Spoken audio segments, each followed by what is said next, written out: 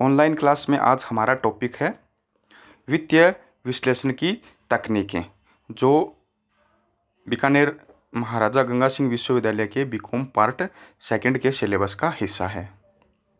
तो वित्तीय विश्लेषण की तकनीकों को जानने से पहले हमें वित्तीय विश्लेषण है उसका अर्थ समझना होगा।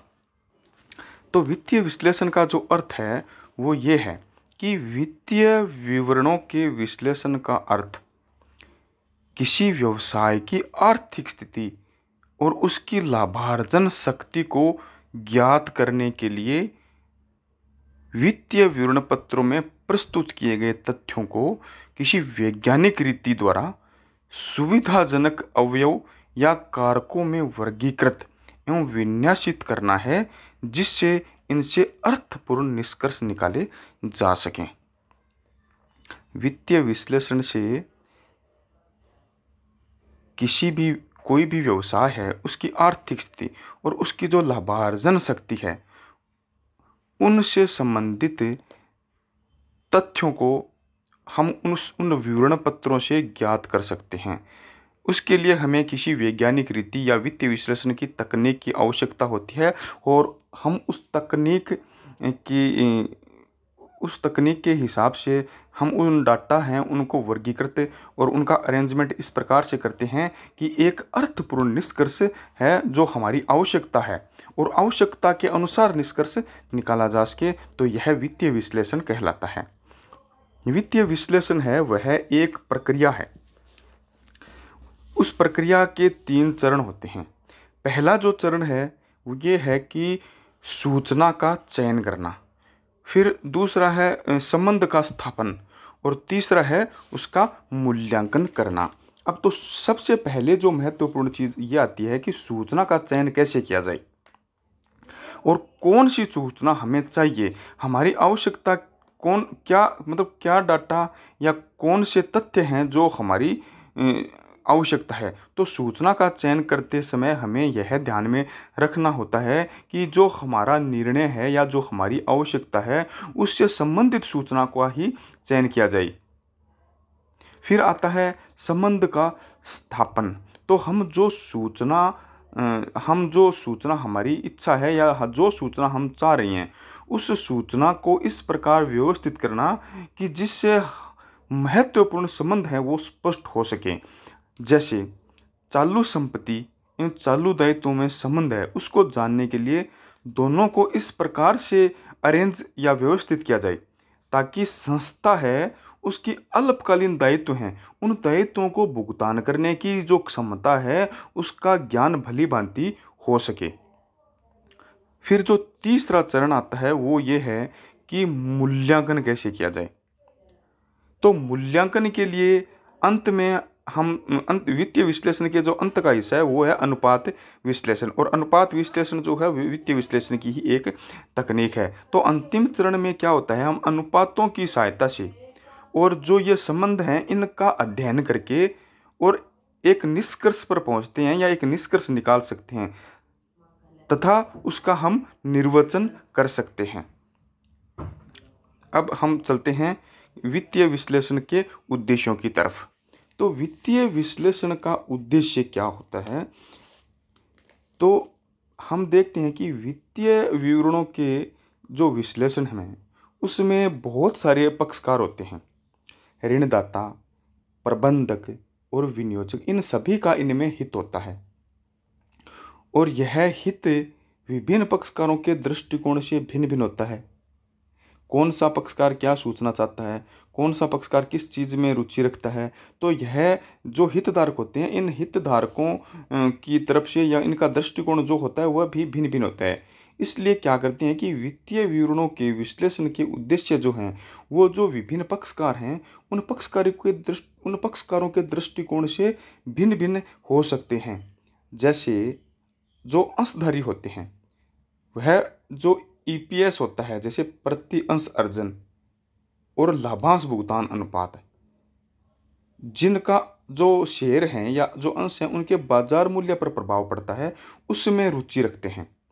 फिर आता है अल्पकालीन लेनदार, जो अल्पकालीन लेनदार होते हैं वह संस्था के जो चालू दायित्व हैं उनके भुगतान करने की योग्यता, जिसके लिए चालू संपत्तियों एवं चालू दायित्वों का विश्लेषण आवश्यक है।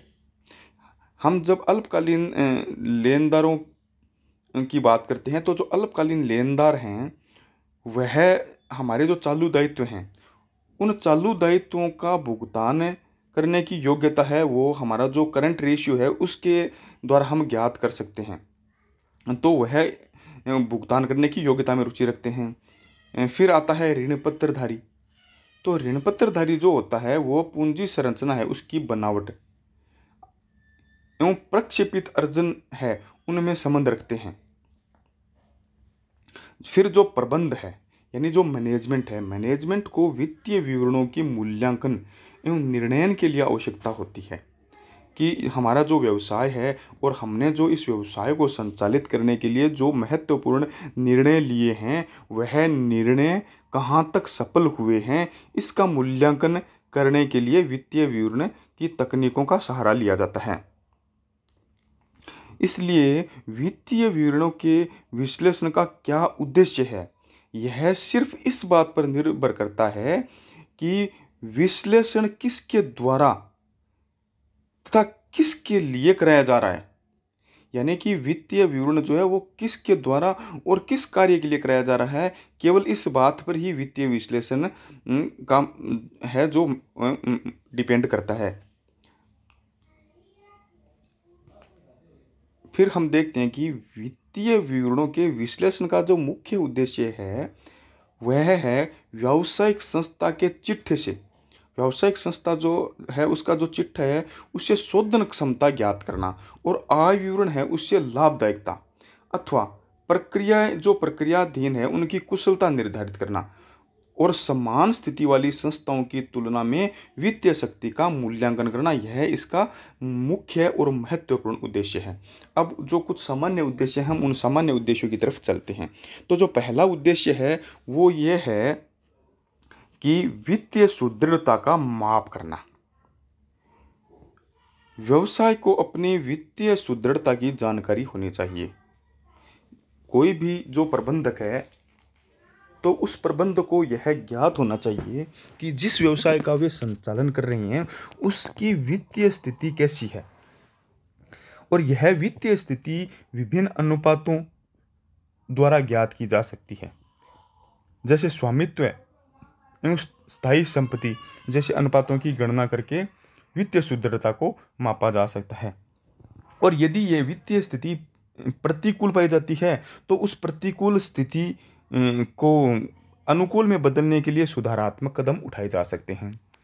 फिर जो दूसरा उद्देश्य है वो है शोधन क्षमता का माप। हम पहले बात कर चुके हैं कि लेनदार जो होते हैं वह सदैव शोधन क्षमता अर्थात व्यवसाय की अपने जो ऋण हैं उनको भुगतान करने की क्षमता में रुचि रखते हैं। तो जो शोधन क्षमता का माप है तो उसके लिए जो महत्वपूर्ण बातें यह होती है कि क्या जो चालू संपत्तियां हैं वो चालू दायित्वों को चुकाने के लिए पर्याप्त हैं, चालू संपत्तियों का तरल संपत्तियों से अनुपात क्या है, और व्यवसाय का भावी परिदृश्य क्या है, क्या ऋण पत्र एवं अन्य ऋण जो हैं वो सुरक्षित हैं अथवा नहीं हैं, और संस्था की प्रबंधकीय कुशलता यानी कि जो संस्था का प्रबंधक मंडल है या जो बोर्ड ऑफ डायरेक्टर है वह क्या व्यवसाय को सही दिशा में और निर्णय के जो हमारे निर्णय महत्वपूर्ण निर्णय हुए हैं और जो हमारे उद्देश्य हैं उनके अनुसार उसका संचालन करने में कुशल हैं या नहीं हैं। यह सब हम शोधन क्षमता के माप के अंतर्गत इसको हम समझ सकते हैं। फिर आता है लाभदायकता का माप। वित्तीय विवरण सकल लाभ, शुद्ध लाभ एवं अन्य जो व्यय हैं उनको दर्शाते हैं। इन मदों का संबंध बिक्री से स्थापित किया जा सकता है। जो सकल लाभ होता है, शुद्ध लाभ होता है एवं व्यय है, इन जो ये तीन मद हैं इन तीनों मदों का जो संबंध है वो बिक्री में से स्थापित किया जा सकता है।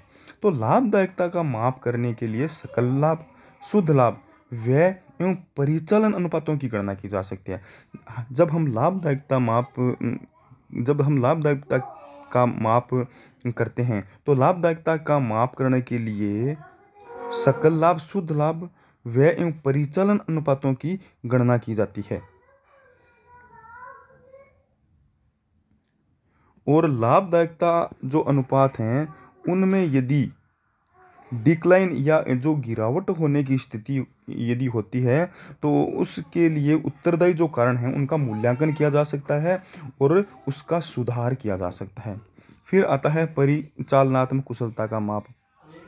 प्रबंध की परिचालन कुशलता का माप अति महत्वपूर्ण है। व्यवसाय की परिचालन कुशलता का मूल्यांकन चालू वर्ष के उत्पादन, विक्रय, वितरण एवं वित्तीय व्ययों का गत वर्ष के इन्हीं व्ययों से तुलना करके किया जा सकता है। यह बात महत्वपूर्ण है कि जो परिचालन कुशलता का माप है वो कैसे किया जा सकता है। तो व्यवसाय की परिचालन कुशलता का जो मूल्यांकन है या जो माप है वह चालू वर्ष का जो उत्पादन, विक्रय, वितरण एवं जो वित्तीय व्यय हैं उनका गत वर्ष के इन्हीं व्ययों से तुलना करके किया जा सकता है। अब हम देखते हैं उपलब्धियों की प्रवृत्ति को दर्शाना, मतलब गत वर्ष के वित्तीय विवरणों की तुलना करके विभिन्न व्यय, क्रय, विक्रय, सकल लाभ तथा शुद्ध लाभ संबंधी प्रवृत्तियां ज्ञात की जा सकती हैं। संपत्तियों एवं दायित्वों के मूल्यों की तुलना की जा सकती है तथा व्यवसाय के भावी परिदृश्य को इंगित किया जा सकता है। अब देखते हैं वृद्धि सामर्थ्य का मूल्यांकन। व्यवसाय की प्रवृत्ति एवं गतिशील विश्लेषण व्यवसाय की वृद्धि सामर्थ्य दर्शाने के लिए पर्याप्त सूचनाएं उपलब्ध करवाता है। व्यवसाय का जो ट्रेंड है या जो गतिशील विश्लेषण है वह व्यवसाय की वृद्धि सामर्थ्य यानी पोटेंशियल ग्रोथ उसको दर्शाने के लिए पर्याप्त या आवश्यक सूचनाएं उपलब्ध करवाता है। यदि प्रवृत्ति जो है वह मान लो नेगेटिव तस्वीर या धुंधली तस्वीर पेश करती है तो इसे सुधारने के लिए प्रभावी उपाय किए जा सकते हैं। यदि विक्रय मूल्य में वृद्धि हुए बिना उत्पादन लागत बढ़ रही हो तो उत्पादन लागत को कम करने के प्रयास किए जाने चाहिए आदि, ये चीज़ें महत्वपूर्ण हैं। फिर जो महत्वपूर्ण ये है कि अंतः फर्म और अंतरा फर्म की तुलना। वित्तीय विवरणों का विश्लेषण उसी फर्म अथवा उद्योग में किसी अन्य फर्म के गत वर्ष के निष्पादन से तुलना करके किया जा सकता है। अंतरा फर्म तुलना स्वयं मूल्यांकन का अवसर प्रदान करती है, जबकि अंतः फर्म विश्लेषण अन्य संस्थाओं की तुलना में उस संस्था की परिचालन कुशलता दर्शाती है। तुलना में यदि कहीं पे भी कोई कमी या जान पड़ती है तो उसके लिए भी सुधारात्मक कदम उठाए जा सकते हैं। फिर आता है भावी कार्यवाही का निर्धारण। वित्तीय विवरण है उनका विश्लेषण व्यवसाय की जो वृद्धि की कैपेसिटी या जो वृद्धि का सामर्थ्य है उसको दर्शाता है। वास्तविक निष्पादन है उसकी प्रमाप निष्पादन से तुलना करके कहाँ पे कमजोरियां रही है उसको दर्शाया जा सकता है। विश्लेषण व्यवसाय की लाभदायकता, निष्पादन तथा वित्तीय सुदृढ़ता के बारे में पर्याप्त सूचनाएं देता है और इन सूचनाओं के आधार पर प्रभावी पूर्वानुमान, बजटन एवं नियोजन किया जा सकता है। फिर आता है सम्मुखों का व्यवस्थित प्रस्तुतिकरण।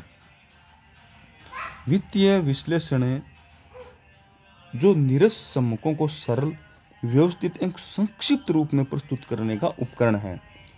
एक औसत व्यक्ति जिसे लेखांकन का ज्ञान भी नहीं है वह भी अनुपातों से निष्कर्ष निकाल सकता है। आरेख एवं चित्रों की सहायता से तथ्यों को और अधिक आकर्षक बनाकर भी आसानी से समझा जा सकता है। इस प्रकार वित्तीय विश्लेषण एवं जो निर्वचन है उनके विभिन्न उद्देश्य हैं। तो वित्तीय विवरणों का मुख्य उद्देश्य विश्लेषक जो है उस विश्लेषक की समस्याओं से उत्पन्न जो विभिन्न या जो महत्वपूर्ण प्रश्न हैं उनके उचित उत्तर प्रदान करना है। अब यह कहना अतिशयोक्ति नहीं होगी कि वित्तीय विश्लेषण वह कोई स्वचालित तथा प्रमाणिक प्रक्रिया नहीं है, बल्कि यह किसी समस्या के समाधान के लिए एक लोचशील कार्यविधि है जो किसी विशिष्ट स्थिति में आवश्यकता अनुसार व्यवस्थित कर ली जाती है या की जा सकती है। वित्तीय विवरणों के विश्लेषण का उद्देश्य लाभदायकता, शोधन क्षमता, स्वामित्व, वित्तीय शक्ति, प्रवृत्ति दंतीकरण एवं व्याप्ति के बारे में जानना तथा निष्कर्ष निकालना है। थैंक्स।